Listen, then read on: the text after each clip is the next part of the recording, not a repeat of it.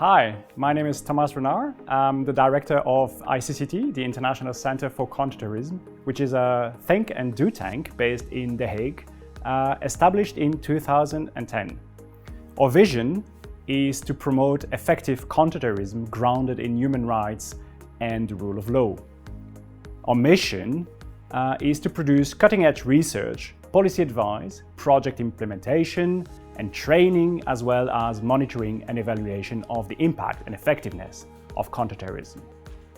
ICCT is structured around 3 core research programs, as well as an editorial team and a broad network of associate fellows. But perhaps it's simply best that you hear directly from them.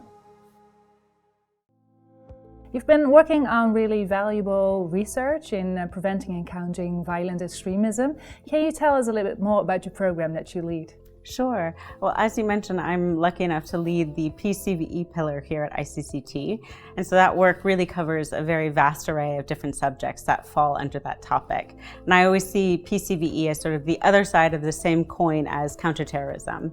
So counterterrorism maybe looks at the harder security measures. PCVE looks at what factors lead to violent extremism, what factors lead to individuals radicalizing or engaging with terrorist groups. So the main purpose of my program is rule of law responses to terrorism. And what this means is that we really try to focus and look at countering terrorism and violent extremism through a rule of law angle. And what you've seen actually in the past 2 decades is that many of the counterterrorism measures have negatively impacted human rights. And rule of law, it's not a political concept, it's not a moral concept, but it is a practical concept. It's an important prerequisite to effective countering terrorism and violent extremism. The added value of the journal is it provides a really unique platform where it can bring on-the-ground field research and training expertise, as well as academic knowledge and expertise together in a manner which can reach not just one target group, but it can reach the whole of society. Our publications are incredibly accessible in the fact that we have different formats. Well, I think that it's important to have a good understanding of what a threat is like before you can start thinking of solutions. So if you want to prevent something, then you have to know what to prevent. And so that's where we come in, and in that way we lay the groundwork for some of the work that's being done in the other pillars. What does the role of a think tank bring to your own research? Now, so the mission of ICCT is to contribute to a safer and more secure world, free of terrorism and violent extremism, and that the responses are grounded in the rule of law. What makes ICCT so unique is that we are a bridge between policymakers, practitioners, and academics. So we are conducting research and we provide policy advice not in a vacuum, but we work together with the different stakeholders. And for me, ICCT stands for for being independent, and we work without any bias, and we are committed to make a difference, and we are critical. We are critical about labeling things as terrorism or not, but we are also critical about the responses, whether it's international responses or national responses. And finally, we are transparent. So we are evidence-based. We can show how our research has been done. So that is what ICCT stands for me personally. Do you see research shifting to other topics in 2022? Yeah, I think a little bit. I think the best example is the anti-government sentiments and the conspiracy theories that we see going around in relation to COVID. And that's not just a new topic, but I think it also forces us to rethink the way we look at terrorism and extremism, because we tend to look at it as something that leads to violence. But I think what we're seeing with what you could call COVID-related extremism is that it's problematic in other ways as well.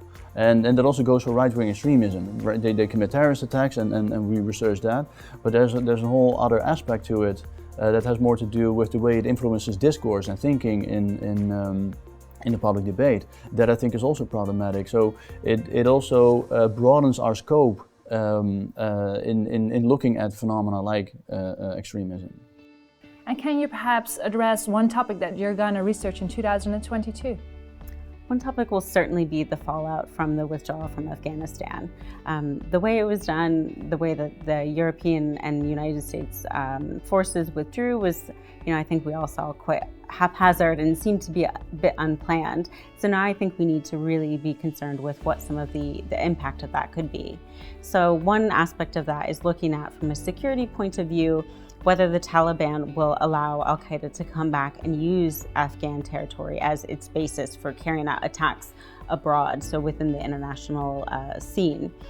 But in addition to looking at the security component, I think we also need to be looking at the fact that we perhaps have created a really ripe atmosphere for grievances to flourish. So we withdrew, leaving behind partners that had been working with our forces for almost 20 years, but also civil society activists, young people, female lawyers and jurists. We sort of left them very unexpectedly, and I think that will have an impact into how they view the West and how they view our countries, and that could, for a small number, create the sort of grievances that lead to engagement with violent extremism. What do you see as the biggest achievement in 2021? The journal has seen some very big milestones this year. We have introduced the Handbook of Terrorism Prevention and Preparedness, and we have finalized the publication of this handbook, this volume. It is a publication with 35 chapters, compiling research from across the world. And this has provided a very valuable tool and will continue to do so. We have been very, very grateful and thankful to have worked with Professor Alex Schmidt on this volume. We introduced the podcast on counter-terrorism after 9/11. This podcast was introduced in September as a way to commemorate the 20th anniversary of the 9/11 attacks in the US. I'm looking forward to seeing more of your research then. Well, follow us on Twitter, keep an eye on the website, because we're producing things on a very regular basis. We'll do that. Thank you for the interview. Well, thank you.